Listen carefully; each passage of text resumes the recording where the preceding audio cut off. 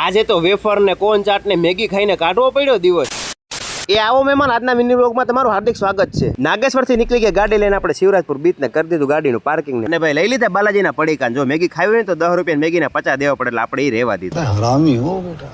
લીધી બીચ ઉપર એન્ટ્રી ને ભાઈ અમારો નાખો મળ્યો સીન સપાટા. દાદા અહીંયા શું કરે, એ મજા લેવા એવો લાગે. આ ભાઈ ભાગે લાગે પ્રેશર એવું લાગે.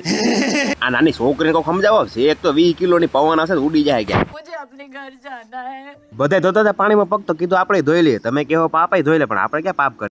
આ ભાઈબંધના કારણે આજે અમે રહ્યા હતા ભૂખા અને વેફરો ખાઈને દિવસ કાઢવો પડ્યો. બીચની બાજુમાં રિક્ષા સ્ટેન્ડ ઉપર એક મસ્ત મજાનું માસે જમવાનું બનાવે છે એવી રીલ જોઈને આવ્યા હતા, પણ ખબર પડી કે ચોમાસાના સિઝનમાં માસી પોતાનું જમવાનું બનાવતા નથી ને વૈયા જાય છે આપણા ઘેરે. પછી અમે અમારા બિસ્તરા પોટલા પેક કરીને બૂટમાંથી ધૂળ કાઢી નીકળી ગયા દ્વારકા બાજુ. રાખી લીધી મસ્ત મજાની હોટલ. અને અહીંયા કઈ હોટલ છે ને ક્યાં રોકાણ, એ બધું જોવા માટે તમારે નેક્સ્ટ વિડીયો જોવો પડશે. ત્યાં તમને કરાવી દ્વારકાધીશના દર્શન.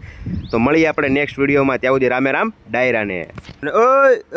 વિડીયો કેવો લાગે કમેન્ટમાં કમેન્ટ કરતા જજો. Bye bye.